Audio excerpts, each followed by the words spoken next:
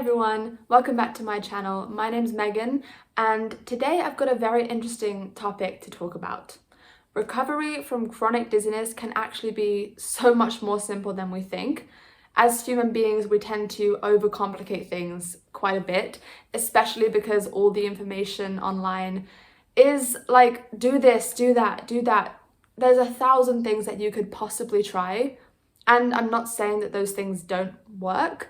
But really, recovery from chronic dizziness comes down to 3 things, and I'm going to get to that soon. Now, at the beginning of the recovery journey, it may be quite eye-opening and maybe even important for some people to go back through the past and understand why they may have been in such a hypervigilant state in the first place. But once you have done that, and you feel like you've exhausted that avenue, why are you still dealing with symptoms? And there could be a few answers to this question. So I'm actually going to ask you 3 questions that you can ask yourself right now. And maybe one of these will be the reason that you're still having symptoms. First of all, do you still feel any anxiety, frustration, or any strong negative emotion towards your sensations? Secondly, are you trying your best to live your life despite the sensations being there? And thirdly, and this is probably the most important, are you sending yourself consistent messages of safety throughout the day, especially when you feel negative emotion? And this can include things like parasympathetic breathing, for example. Now, these 3 points are pretty much the foundational keys of recovery. You really don't have to do 1,000 things in order to recover. You don't need to have a whiteboard with a list of things you have to do that day and check each one off as you do them. You don't need to be perfect in your healing journey. You just need to make sure that you are feeling safe, that you are breathing properly, and that you are trying to get back into your normal life. And of course, if you are at a point in your journey where the symptoms are still very frightening and you notice yourself having very obvious emotional and physical triggers, perhaps you are at the point where you might need some VRT to just really help your brain adapt in a physical way. Or you might need some really deep emotional work to fully understand what got you here in the first place. But this video is mainly for the people in the recovery journey who have done the therapy. They know themselves very well. They understand their demons, so to speak. In other words, they know why they became dizzy in the first place, and they're very aware of their emotional issues, let's say. And if you are at this point right now, and you are getting triggered and you still don't quite understand why, I'm here to tell you that you don't need to understand exactly what just happened. I mean, sometimes the trigger is very obvious and that's fine. You know, like if you have an argument with someone, for example. But other times, the trigger may not be so obvious. And that does not mean that there's some unknown, unhealed part of you that is traumatized by your father, and that's why you're dizzy in this very moment ordering coffee at a cafe. It's not that your childhood caused you to be dizzy directly. It's that your life experiences have caused you to perhaps feel unsafe. It caused you to maybe have some unhelpful belief systems that were perpetuating that feeling of not being safe. So the life experiences have actually created the perfect environment for the dizziness to thrive in. But now we have the dizziness. Of course, the dizziness is our main concern, right? We don't really want to go through our whole history and dredge up past trauma because that is also not really going to help you feel safe. And again, remember, I'm not saying that this is not an important step because I did go through my past. I did go through my past traumas and understand, oh, okay, I went through that and that gave me that belief, which is interesting because I still believe that. And when that gets triggered, I get dizzy. You know, so it is quite important to go through and understand. But once you have done that 1,000 times, you know exactly why you're getting dizzy and you're still getting dizzy despite being aware of it. Now, this video is for you. Now, the emotional state is definitely still where our focus needs to be because the physical symptoms are secondary to the emotions. You know, the physical symptoms are not really stemming from any physical issue in your body. So we know that it is psychosomatic and the emotions are important. But that does not mean you have to continuously look at past trauma in order to recover. You really must just understand and look at what your emotional state is currently like in the present moment in response to your symptoms. That is the most important thing because all we ever have is the present moment, right? Because that wound is in the past, you cannot change it, you know? But what you can change is how you respond to that wound.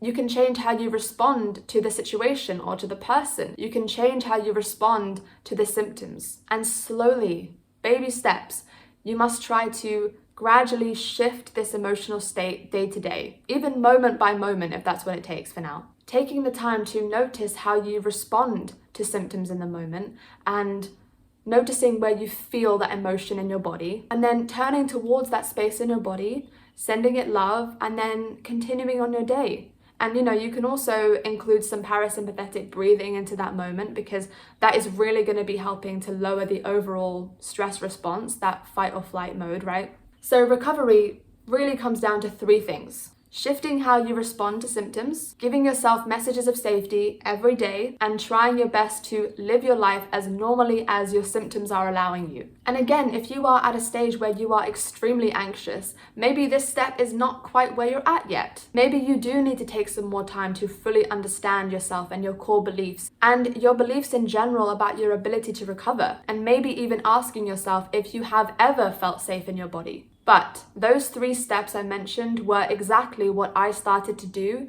and I recovered.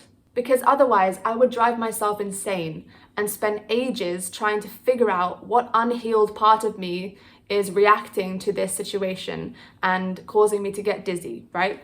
And I understood exactly what the emotional trigger was. There were many emotional triggers, and I always knew, okay, that's coming from that belief, but I was still dizzy, right? I was still reacting to that same trigger the same way. So what do? I have to stop understanding why, because I already understand why. That is an important step, but I did that already, and I'm assuming you've done that already as well. So you understand why. Now it's not the time to analyze. Now it's the time to shift how you respond, send yourself love and safety, and then continue with your day. That is perfectly fine. That is actually enough for you to be able to recover. I want you to let yourself off the hook. Take the pressure off recovery, and also take recovery off the pedestal. We put it so high up here. We're like, okay, I can't get there unless I do 55 things a day in order to recover. I need to meditate. I need to breathe. I need to do somatic tracking. I need to go for a daily walk. I need to do VRT, and I need to be calm.